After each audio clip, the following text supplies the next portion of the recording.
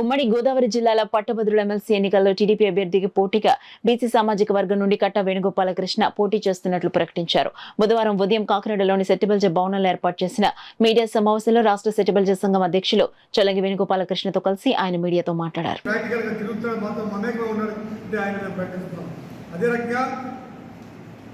ఇప్పుడు వచ్చే నమ్మి నిజమనుకుని ఫ్లెక్సీల మీద పాలు పోసి మేము అనేక కార్యక్రమాలు చేసి మేమందరం ఓట్లేసి గెలిపిస్తే మీరు సామాజిక న్యాయం అంటే అందరితో పాటు షాపులు మా వేణుగోపాల్ సార్తో కలిసి అలాగే కూడా చాలా మంది పెద్దలతో కలిసి అనేక కార్యక్రమాల్లో నేను పెద్ద ఎత్తున మాపై కొట్ట జరుగుతుందని చెప్పి మేము భావిస్తున్నాం. అదే రకంగా జరిగింది. ఈరోజు కూడా కానీ లేదా సీట్ ఇవ్వనప్పటికీ మా నుండి ఏ పొలిటికల్ పార్టీలో నిజంగా మొదటి నుంచి కూడా నేను చేయను, ఎవరైనా బట్టి అభ్యర్థి ఉంటే మనం నిలబడదాము, సరైనటువంటి అభ్యర్థులు లేరు, అందరూ కూడా పార్టీల ప్రవాహాలు కొట్టుకుపోయి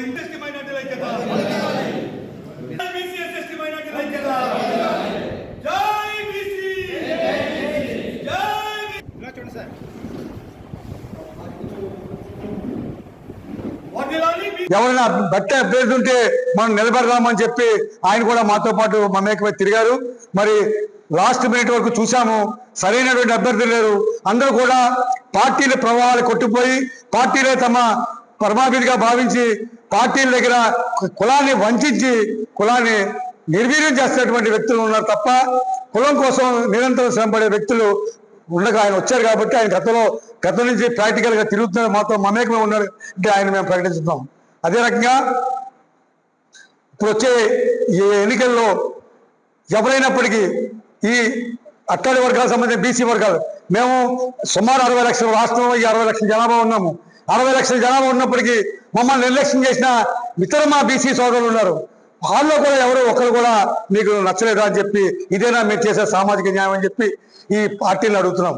ఎందుకంటే ఈ రాజకీయ పార్టీలు అక్కడ కూడా పార్టీలు ఏవైతే ఉన్నాయో అన్ని కూడా మమ్మల్ని నిర్లక్ష్యం చేసి తొంగలో తొక్కిని మాకు రిజర్వేషన్లు ఇస్తా అన్నారు, పెన్షన్లు ఇస్తా అన్నారు, నిరుద్యోగ వృత్తి ఇస్తా అన్నారు, వైన్ షాపులు ఇస్తా అన్నారు.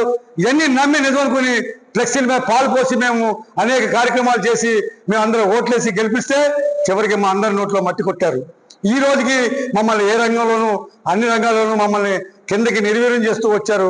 మేము ప్రశ్నిస్తున్నాము, మీరు సామాజిక న్యాయం అంటే అందరితో పాటు షాపులు కేటాయించినప్పుడు మాకు కూడా షాపులు కేటాయించాలి. కానీ ఆ రోజు మాకు షాపులు కేటాయించకుండా ఊరు చివరిన బడికి దూరంగా, స్కూల్కి దూరంగా, హైవేకి దూరంగా షాపులు కావాలని చెప్పి ఉన్నత వర్గాలకి మంచి ప్లేస్లన్నీ వాళ్ళు ఏర్పాటు చేసుకున్న 4 నెలలు పోయాక వ్యాపారం నష్టంలో ఊపిరిలో ఉంటే ఇప్పుడు మీకు రిజర్వేషన్ ఇస్తున్నారు రండి అని చెప్పి చెప్పడం ఎంతవరకు న్యాయమో మన బీసీ సోదరులందరూ ఆలోచించాలి. ప్రతిదీ కూడా ప్రైవేటీకరణ చేస్తున్నాయి ప్రభుత్వాలు. ప్రైవేటీకరణలో రిజర్వేషన్లు లేవు. దీని మూలంగా బీసీ, ఎస్సీ, ఎస్టీ, మైనార్టీలు తీవ్రంగా నష్టపోతున్నారు. కాబట్టి దానిపైన ప్రభుత్వంతో ప్రజా సంఘాలతో కలిసి పోరాడతాను. అదేవిధంగా ఎంతో కాలంగా కాంట్రాక్ట్ లేబర్స్గా పనిచేస్తున్నారు. కాంట్రాక్ట్ లేబర్గా పనిచేసే వాళ్ళు ఎక్కువ శాతం బీసీ, ఎస్సీ, ఎస్టీ, మైనార్టీలే ఉన్నారు. వారందరికీ కూడా తీవ్రంగా నష్టపోతున్నారు. వారికి ప్రభుత్వంతో పోరాడి నేను ఖచ్చితంగా పరిష్కారం చూపించే ప్రయత్నం చేస్తాను. అదేవిధంగా పంచాయతీలు కూడా గత 20 సంవత్సరాలు 30 సంవత్సరాలుగా పాపం వారు గుమ్మస్తాల పనులు చేస్తున్నారు. వారికి పట్టుమని 2-3 వేల జీతాలు కూడా లేవు. వారిని కూడా ప్రభుత్వం నిర్లక్ష్యం చేస్తుంది.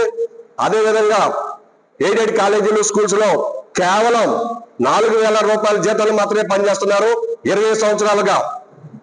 పైగా వారు నేను అడిగాను, ఏంటి 4,000 రూపాయలకి మీరు ఎందుకు పని చేస్తున్నారు అని అడిగితే, అయ్యా ఈ ప్రభుత్వం రేపు చేస్తాను, బాబు చేస్తాను, మమ్మల్ని మభ్య పెడుతుంది, మేము కోర్టును ఆశ్రయించాము, ఆ విధంగానే మాకు మంచి జరుగుతుందనే ఉద్దేశంతో నేను ఈ 4,000 జీతాలని పని చేయవలసి వస్తుంది అని వారు వారి ఆవేదన వ్యక్తం చేశారు. కాబట్టి ఖచ్చితంగా వారి కోసం కూడా నేను ప్రజా సంఘాలతో కలిసి ప్రభుత్వంతో పోరాడే సిద్ధంగా ఉన్నాను. అంతేకాదు రిటైర్మెంట్ ఉద్యోగస్తులు ఉన్నారు. వారు గత 9 సంవత్సరాలుగా వారి బిల్లులు పెండింగ్ లో ఉన్నాయి. వారు సరిగ్గా కోర్టులు కూడా తిరగలేరు. ఎందుకంటే రిటైర్మెంట్ అంటే వృద్ధాప్యంలో ఉంటారు. కానీ అటువంటి వాళ్ళు కూడా ఈ ప్రభుత్వాలు నిర్లక్ష్యం చేస్తున్నాయంటే మనం చాలా చింతించాల్సిన విషయము. దీనిపైన కూడా నా ప్రజా సంఘాలతో కలిసి, రిటైర్డ్ ఉద్యోగులతో కలిసి నేను పోరాటానికి సిద్ధపడి ముందుకు వచ్చాను. నాకు పోరాటం నా లక్షణం, పోరాడటం